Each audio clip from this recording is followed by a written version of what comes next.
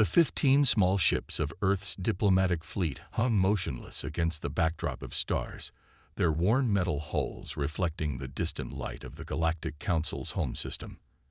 Admiral James Wilson stood on the bridge of his flagship, the Pioneer, watching the massive alien vessels surrounding his small fleet. Each alien ship dwarfed his entire squadron. Multiple ships approaching from the starboard side. Admiral, reported Officer Mark from his console. The Dark Spine Empire's delegation has arrived. Wilson nodded quietly, keeping his face carefully neutral as he observed the new arrivals. The Dark Spine ships were massive, black crystalline structures that seemed to absorb light rather than reflect it. Their smallest escort vessel was 3 times the size of the Pioneer. "Open communications as planned," Wilson ordered, straightening his uniform. The view screen flickered to life, revealing the imposing figure of the Dark Spine commander. The alien's scaled face and glowing red eyes filled the screen. "This is the delegation from Earth." The Dark Spine commander's translator conveyed his mocking tone perfectly. "We expected something more impressive from a species requesting council membership." Wilson bowed slightly, playing his role. "We come in peace and hope to learn from our galactic neighbors." The commander's laugh echoed through the bridge. "Learn? Yes, you have much to learn, little humans. Your ships look like they barely achieved spaceflight. Do they even have basic shield technology?" In the background, Wilson's crew maintained their practiced expressions of embarrassment and submission. Officer Mark's fingers tightened on his console, but remained steady. The Galactic Council chamber was even more overwhelming than the ships. Massive crystalline structures house representatives from 50 species, all looking down at the human delegation from elevated platforms. The architecture itself seemed designed to intimidate newcomer races. Wilson stood at the speaker's podium, feeling the weight of hundreds of alien eyes upon him. He had rehearsed this moment countless times, knowing exactly how to present humanity's case and how it would be received. "Honorable Council members," he began, "Earth extends its greetings and formally requests membership in the galactic community. We are a peaceful species, eager to learn and contribute to." "Contribute," interrupted a large tentacled being from the upper tier. "Your species hasn't even mastered basic gravitic manipulation. Your ships use primitive chemical propulsion." Murmurs of agreement spread through the chamber.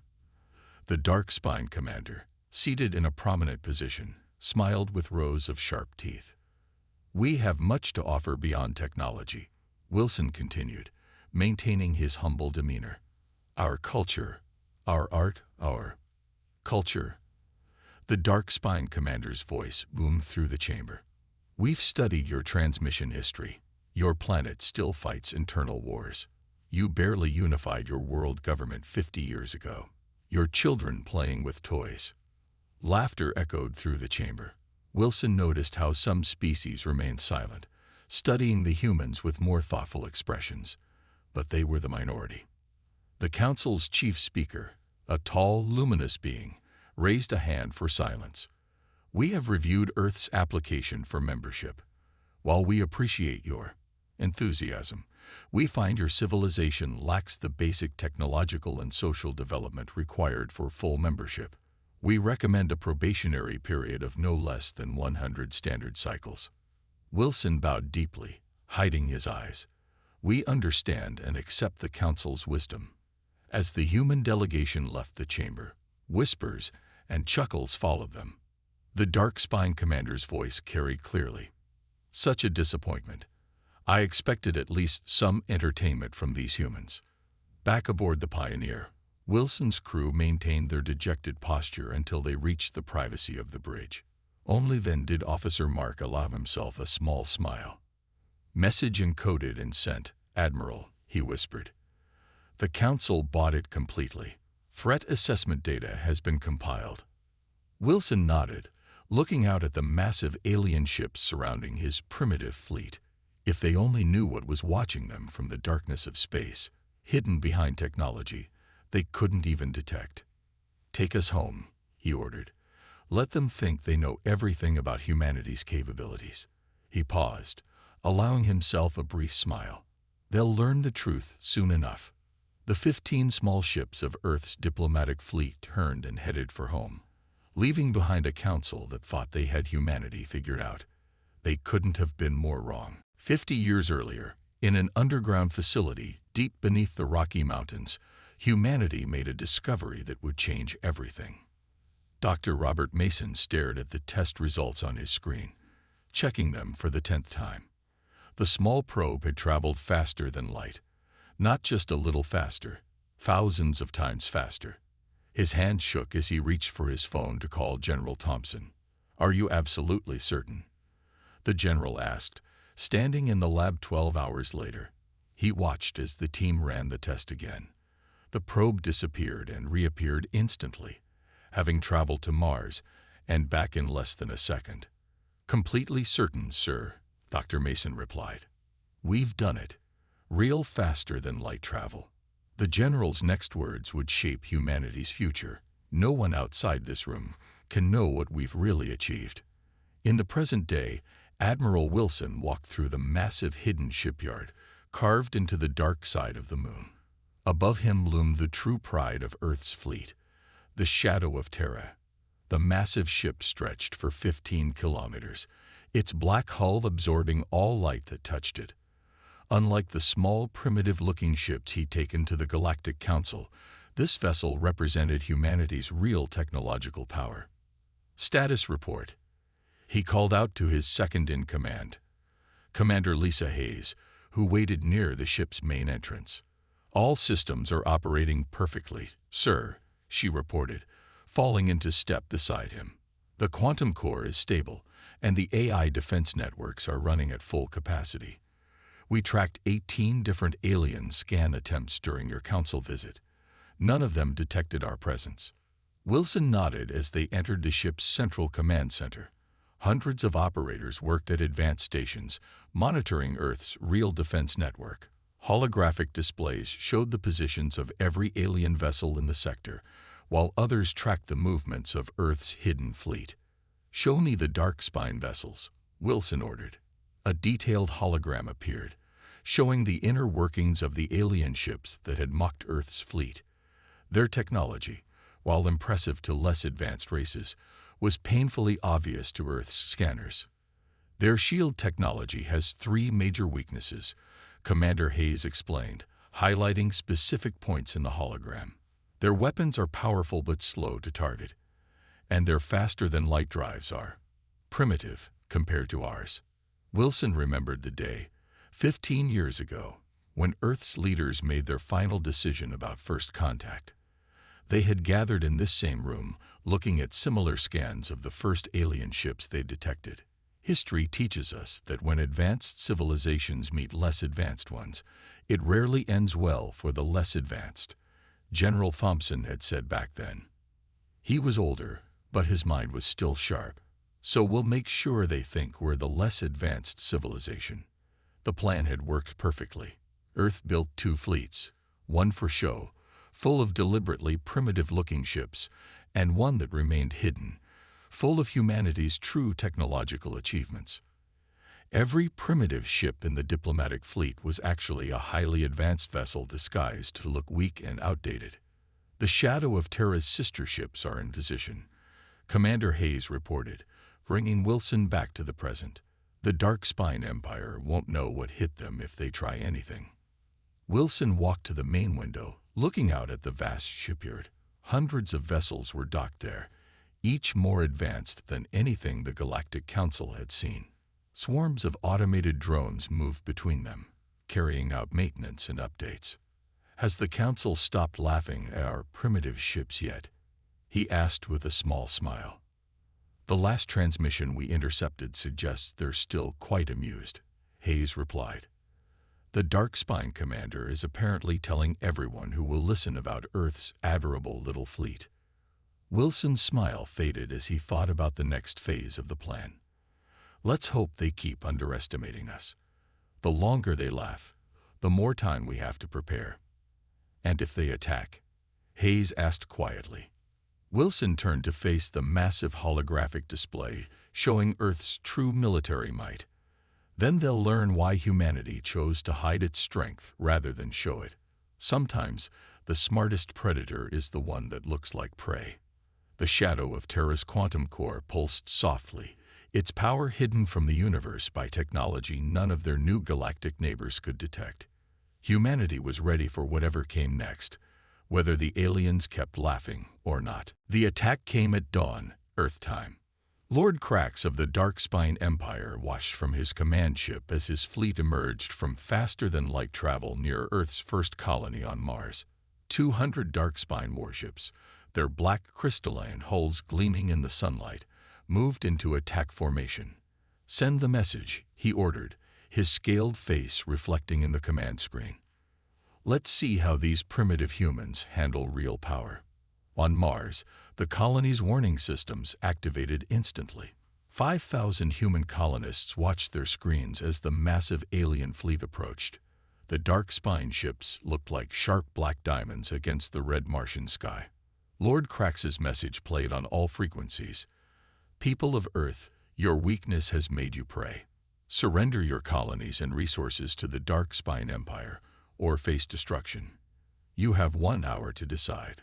In the colony's control center, colony leader Mike Thompson kept his face calm as he sent out the distress call to Earth. Around him, colonists rushed to the emergency shelters, following long-practiced evacuation drills. "Sir," his assistant called out, "Earth fleet reports they're 8 hours away at their maximum speed." The pause was slight but meaningful. They both knew about the fleet's true capabilities. Thompson nodded. "Send the prepared response to the Darkspine ships." The message was simple. "We request time to contact Earth's government." Lord Krax laughed when he received it. "Look at them beg," he told his bridge crew. "They can't even defend their own colony. Their patrol ships are running away." Indeed, the 3 small Earth ships that had been guarding Mars were already retreating, their engines seemingly struggling at full power. The sight made the Darkspine crews laugh harder. "Their ships move so slowly," one of Krax's officers commented. "It's almost sad." After exactly 1 hour, Lord Krax gave the order. "Begin the attack. Show them what real power looks like." The Darkspine fleet moved forward, their weapons charging. The first shots lit up the Martian sky, streaking toward the colony's main dome. But something strange happened. The shots hit nothing. "What's happening?" Krax demanded. "Where are the explosions?" His weapons officer checked the readings. "My lord, the shots. They're passing through the colony. Like it's not really there." "Impossible." Krax slammed his fist on his command chair. "Launch fighters. Bomb that colony until..." He never finished his sentence. The entire bridge crew fell silent as new readings appeared on their screens. The colony was disappearing. Not being destroyed, simply fading away, along with all signs of human presence on Mars. Within minutes, their scans showed nothing but empty Martian desert. "Find them," Krax roared. "They must have some kind of cloaking technology. They can't have." "My lord," his sensor officer interrupted, voice shaking. "Message from the Earth ships we were chasing." The message was just 2 words. "Nice try." Then the small Earth ships vanished too. Krax stood up, his scales darkening with rage. "Launch full planetary assault. I want every inch of that planet's surface." "Sir," another officer called out, getting strange readings from the surface. Energy spikes, patterns we've never seen before. Deep underground, in bunkers that the Darkspine scans couldn't detect, the real Mars colony continued its normal operations. The holographic projectors that had fooled the alien fleet powered down smoothly, their quantum-based technology far beyond anything the Darkspine Empire possessed. Colony leader Thompson watched the alien fleet's confusion through real-time feeds provided by Earth's hidden sensor network. He allowed himself a small smile as he sent a coded message to Earth. Phase 1 complete. They took the bait. In orbit, Lord Krax was still shouting orders when his fleet detected multiple Earth ships jumping away from the system. Their engines still looked primitive and slow, their retreat seemingly panicked. "Chase them," he ordered. "Follow those cowards back to their homeworld." As the Dark-Spine fleet moved to pursue, they never noticed the real human sensors watching their every move. They never detected the massive shape of the Shadow of Terra, hidden in plain sight, observing their tactics and weaknesses. The trap was set.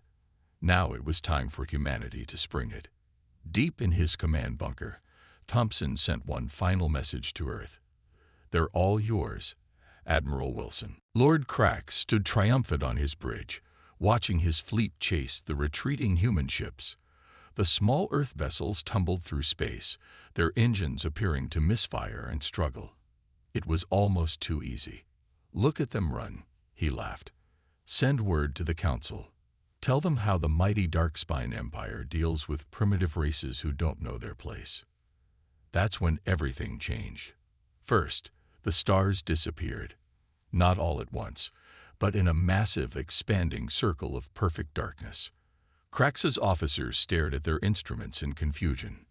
"My lord," his sensor chief called out, voice shaking. "Something's blocking our view." But our sensors show nothing there. Then they saw it.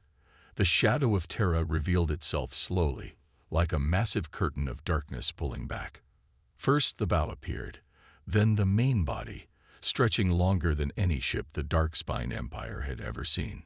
15 kilometers of advanced human engineering emerged from its quantum cloak. "Impossible," Crax whispered. His largest ships were barely 2 kilometers long. This human vessel could have carried his entire fleet in its launch bays. New sensor alerts screamed across every Darkspine ship. All around them, space itself seemed to tear open. 500 human warships emerged from quantum space, their hulls gleaming with technology far beyond anything the Council races possessed. These weren't the primitive vessels they'd mocked at the Council meeting. These ships looked like they belonged to a civilization thousands of years more advanced. On the Shadow of Terra's bridge, Admiral Wilson stood calmly, watching the Darkspine fleet's reaction. "Open a channel to all frequencies," he ordered. "Let's address the Council too. I know they're watching."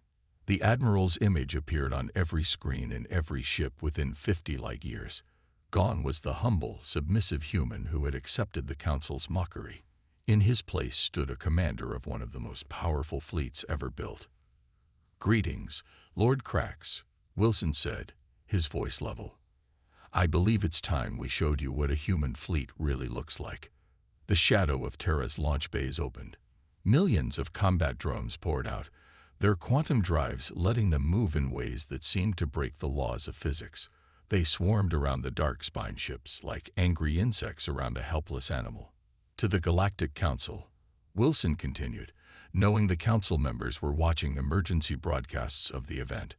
"We apologize for our earlier deception, but we needed to understand your true intentions." On the Council world, the alien representatives watched in stunned silence as more human ships appeared. Each one carried weapons that their best scientists couldn't even understand. "Your technology," the Council's chief speaker whispered. "Those ships, they're not possible. We would have detected." "Would you?" Wilson asked. "Like you detected our observation posts in your systems, or our quantum corridors through your space, or the Shadow of Terra when it visited the Council world last week." The silence that followed was deafening. Around the Darkspine fleet, the human drones took position. Not one had fired a shot. They didn't need to. The message was clear. The Darkspine ships were completely surrounded and hopelessly outmatched. "Now then," Wilson said, looking directly at Lord Crax's image on his screen. "Should we discuss the proper way to treat new civilizations, or would you prefer a demonstration of why humanity chose to hide its strength rather than show it?" Lord Crax, for the first time in his life, found himself speechless. The mighty Darkspine fleet, pride of their empire, looked like toys next to the human vessels. We acknowledge humanity's power," he managed to say. "What are your terms?" Wilson allowed himself a small smile. "First, you're going to apologize to every race your empire has bullied. Then, we're going to have a long talk about peace. The shadow of Terra's quantum core pulsed, sending waves of energy that made the dark spine ship's sensors go dark. When they came back online, the human drones had moved even closer. The giant had awoken. Now the galaxy would learn why humanity had chosen to play weak. Sometimes, the most dangerous predator is the one smart enough to hide its teeth. And humanity had very, very sharp teeth indeed. Lord Krax made his final mistake just as the sun rose over Earth's moon. "Fire everything," he screamed, his pride overwhelming his judgment. "Show these humans what real weapons can do." The Dark Spine fleet released their full arsenal. Thousands of energy beams and plasma torpedoes streaked across space toward the human ships. Lord Krax smiled, expecting to see at least some of the human vessels destroyed. His smile vanished seconds later. None of the weapons reached their targets. Each shot simply disappeared, absorbed by invisible quantum shields that the humans had placed around their fleet. On the shadow of Terra's bridge, Admiral Wilson watched calmly. "Time to show them what real weapons look like," he said quietly. "Target their shields. Minimal power." Commander Hayes nodded. "Quantum disruptors ready, sir." Targeting their shield generators. The human response came without warning or flash. No visible beams, no bright explosions. Just silence. Then every shield in the Dark Spine fleet failed at once. What just happened?" Lord Krax demanded, hitting his command console. "Get our shields back online." His engineering chief's voice shook as he replied. "My lord, the shield generators. They're not damaged. They're just gone. Like they were never there." Wilson's voice came through their comms again. "That was 1% power, Lord Krax. Would you like to see what our weapons can do at full strength?" To demonstrate, a single human drone approached a nearby moon where the Dark Spine Empire had built a military base. The drone, no bigger than a small car, fired one shot. The entire moon cracked in half. "By the ancient stars," one of Krax's officers whispered. The shadow of Terra moved forward, its massive form casting a shadow over the Dark Spine fleet. More human ships appeared from quantum space, each carrying weapons that could end the battle in seconds. "Your tactical computers are trying to find a weakness in our defenses," Wilson said. "They won't. Your sensors are attempting to understand our technology. They can't. Your best scientists would need another 1,000 years to grasp the basics of what you're seeing." As if to prove his point, a swarm of human drones phased through the solid hull of Krax's flagship, appearing on the bridge. The Dark Spine crew couldn't even touch them. Their hands passed right through the machines. "Impossible," Krax whispered. "Nothing can pass through solid matter." "Nothing in your science, perhaps," Wilson replied. "We passed that limitation centuries ago." Across the Dark Spine fleet, more drones appeared inside engine rooms, weapons stations, and command centers. Not attacking, just watching, proving that no place was safe from human technology. "We could have destroyed your empire the moment you entered our space," Wilson continued. "We could have ended this fight before you knew it began. But humanity doesn't want to rule through fear." The shadow of Terra's main weapon powered up, causing strange lights to dance across its hull. The energy readings made the Dark Spine sensors overload and shut down. "This is your one warning," Wilson said. "The next race you try to bully might not be as merciful as we are. The next primitive species you mock might decide to demonstrate their power differently." Lord Krax, his scales pale with fear, finally understood. The humans hadn't hidden their technology because they were weak. They had hidden it because they were strong enough to be patient. "We surrender," he said quietly.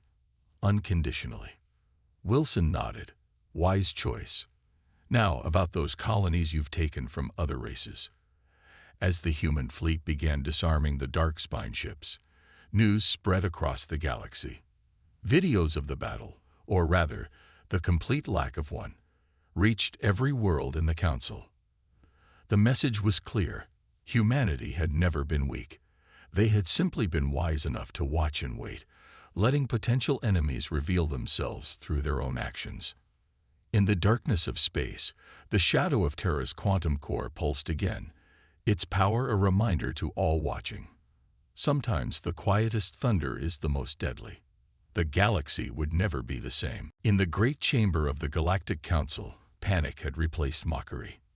"We must establish peaceful relations with Earth immediately," a tentacled counselor argued, their previous arrogance gone. "Before they decide we're all threats."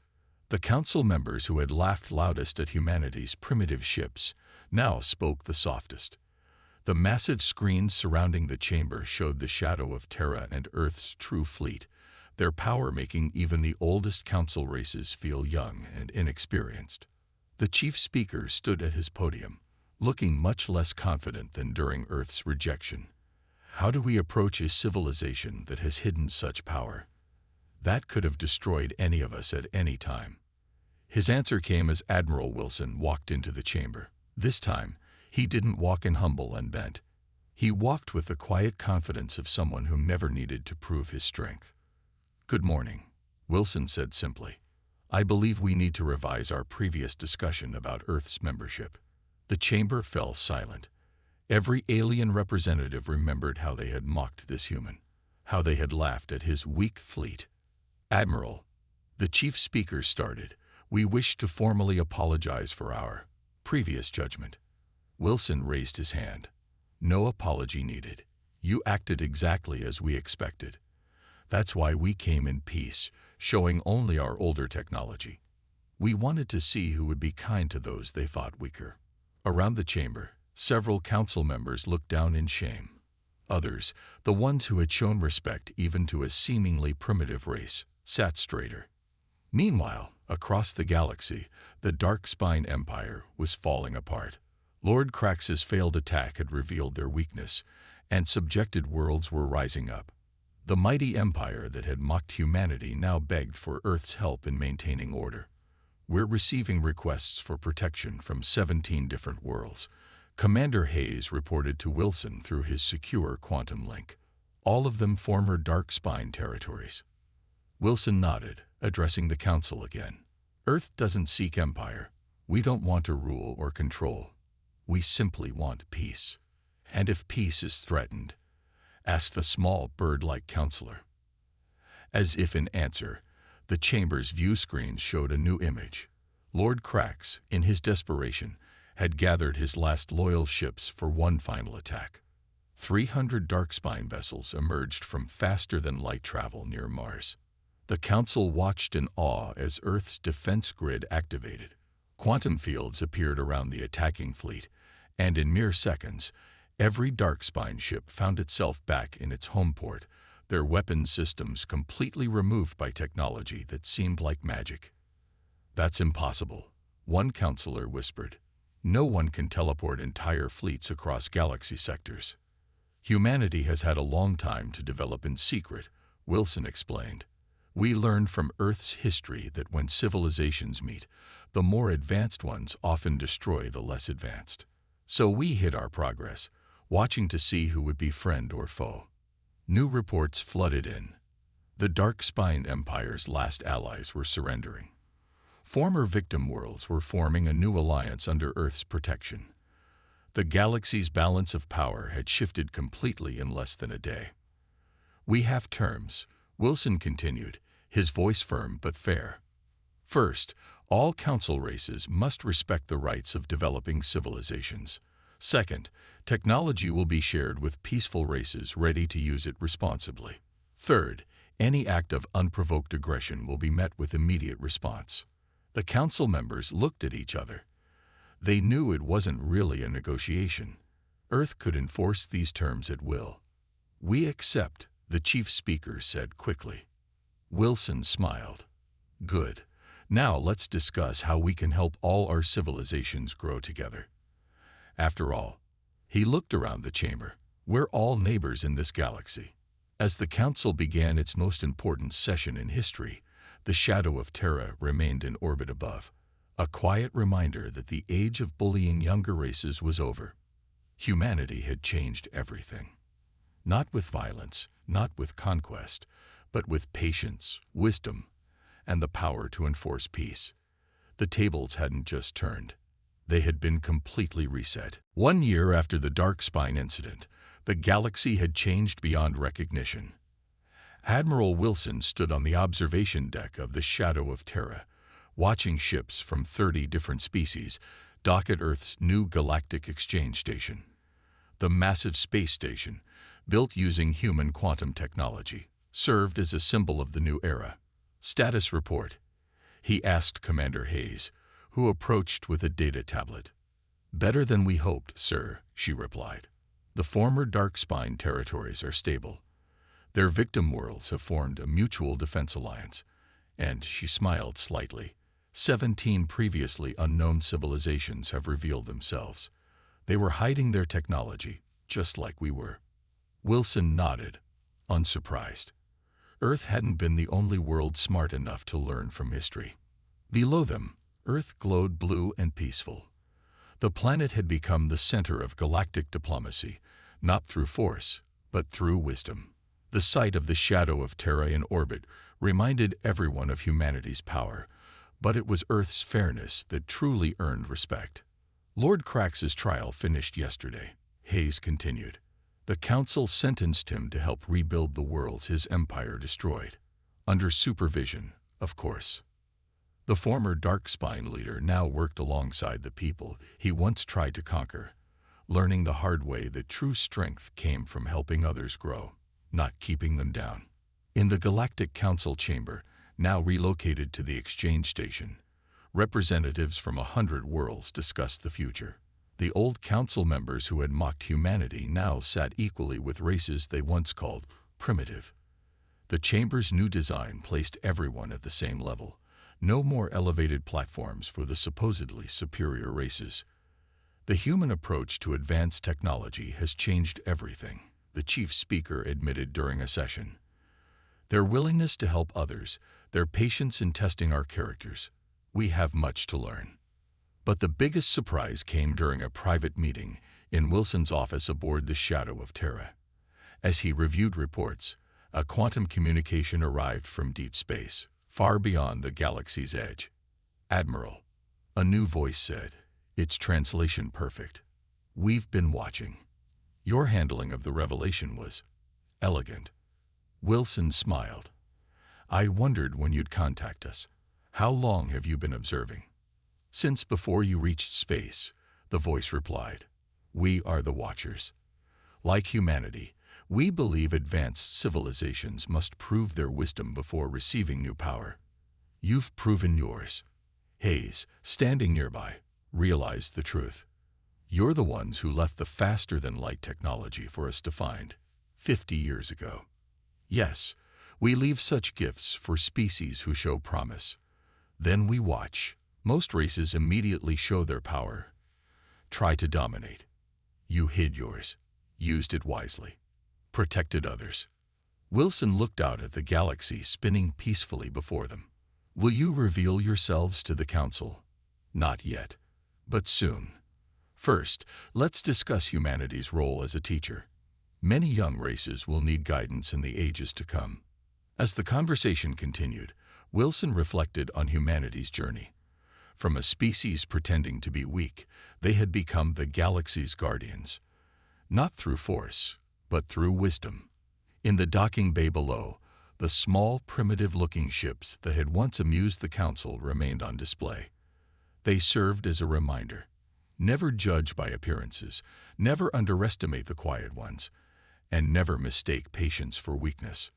"One last thing, Admiral," Commander Hayes said, checking her final report. "The Shadow of Terra's sister ships have completed their patrols of the outer sectors. Should we reveal that we have more ships this size?" Wilson smiled, looking at the vastness of space. "Not yet, Commander. Some surprises are best kept quiet." After all, he turned to face the galactic core, where countless new civilizations waited to be discovered. "We're all students in this universe. The moment you think you're the strongest, the wisest, or the most advanced." He left the sentence unfinished, but Hayes understood.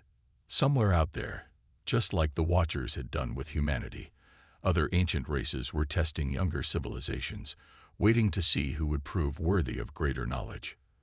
The galaxy spun on, its new order established not by force of arms, but by the wisdom to know when to show power and when to hide it.